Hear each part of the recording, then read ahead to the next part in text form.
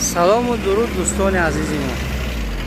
خواستم بر شما یک اعلان رو به سهم شما رسانم تا اینکه عین زمان در حدود ناحیه مسجد از الکترو ویلیک تو الکترو سکوتر و الکترو مروی خیلی زیاد شده است و مردم وقتی که همین ویش ویران میشد یا همین مترال یا اینکه ویلیک و مرویش ویران میشد زبچست میکود یا که استو میکود.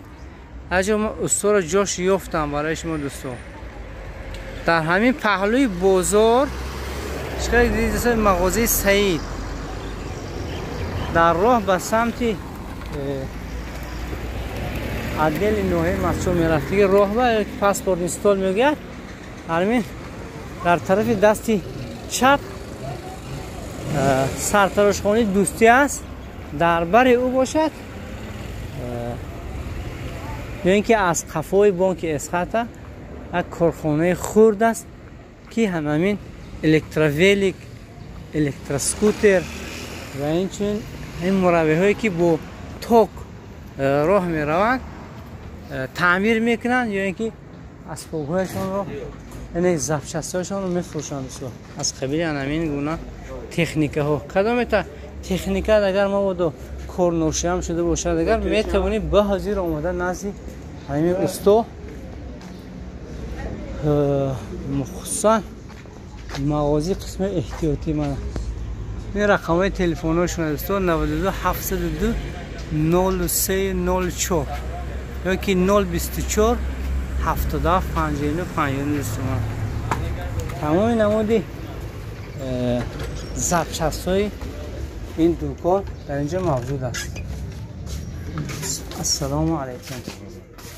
من 1001 مایده چویده میگود که در خودمون 1001 مایده چویده از همین گویم زبچست همین گونه تکنیک ها هست. من اینچه مترال ها هم کسی که خریدار باشد در همینجا هست. اگر همینجا مراجعت کنید برای شما یافته میدیم دوستان. لوگوی نمودی همین اسباب هایی که همین سه چرخه دو چرخه الکترونی میرد همش همین مگزین و موجود است. نام اینا رو من راست هم نمیدونم لیکن به هر حال به همون رقم زنگ زنید دیگه تمام چیز هست. زبچست الکتروسکوتر درجه پکریشکه و دیگر چیز همش هست دوستو.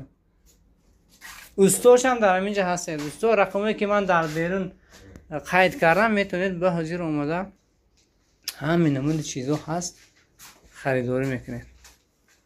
ایلم هیچ کس همین تکنیکش ویران نشده سرسان نشده لیکن مبادا که سرسان شدید حتما به این بوستان تشریف میبرید.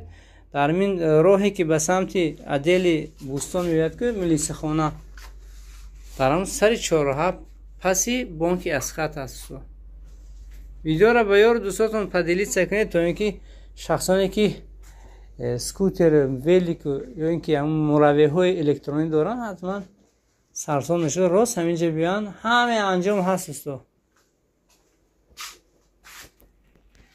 ای دوستو کدام حالتی که نباشد وقتی که تکنیکتون ویران میشد خود در آب زده باشد خود در علاب حتما تشریف بیارید اینجا 03 همین مروی های شما دیا سرسان نمیشه دیگه اونجا و همه کارش میکنن. خدا خواهد و نرخ دست است خدا خواهد انام کانال ما بد انشالله اون خیلی سکیتکه است.